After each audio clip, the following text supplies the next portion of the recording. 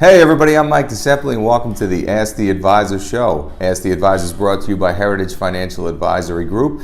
And this week in episode 90, we're going to talk about the dirty little secret that most people don't know about Social Security, as well as a few other facts we'll throw at you as well. So Social Security is thought by many to be the retirement lifeline. It's going to be where they draw their income in retirement. It's going to be the number one source that they rely on to live a comfortable retirement. But what most people don't know is that Social Security is only going to replace about 40% of your current levels of income. And that 40% number is likely very skewed because it's skewed more towards lower earning Americans. So if you happen to be a higher wage earner, that number is likely going to be a lot lower than the 40% replacement of your income.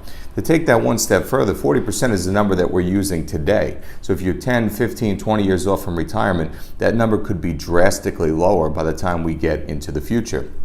Now, for those of you that get Social Security statements at home, what I would encourage you to do is take that statement out the next time you have the chance. Look on page 1 on the left column and go down about 3 paragraphs. There's a little bit of language there that most people probably have never read, and you're going to be very surprised to see what it said. And it says right there in plain English, Social Security was never intended to be your only source of retirement income. Now think about that for a second. Like I said, many people are relying on this to be their primary source of retirement income. Some people relying on it to be their only source of retirement income. And the Social Security Administration is telling you right up front, this was never intended to be your only source of retirement income.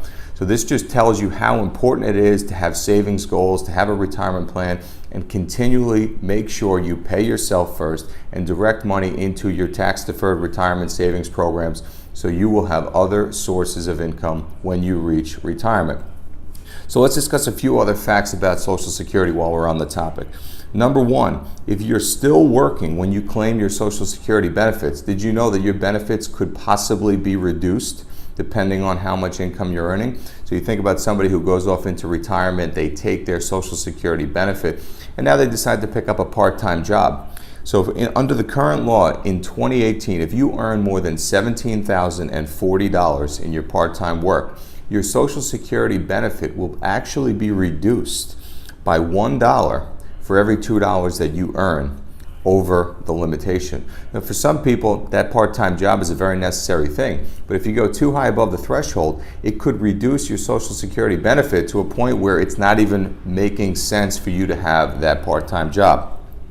Let's look at another fact that many people don't know. Under current Social Security law, your benefits will actually be reduced if you claim them at age 65. Now, when Social Security was invented, 65 was considered to be the age of full retirement.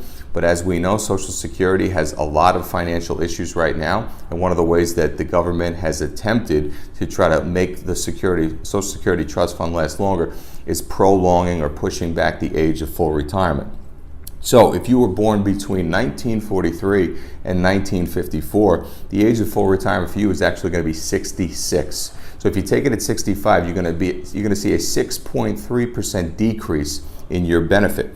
If you're born after 1954, the age of full retirement for you is 67.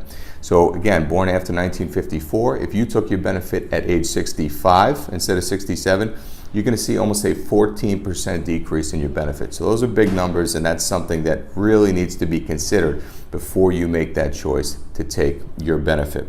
Third fact, Social Security is actually available to non-U.S. citizens, okay? These are people who have traveled from abroad, they're working here, they're paying into the Social Security system, so why shouldn't they be able to draw benefits from it as well?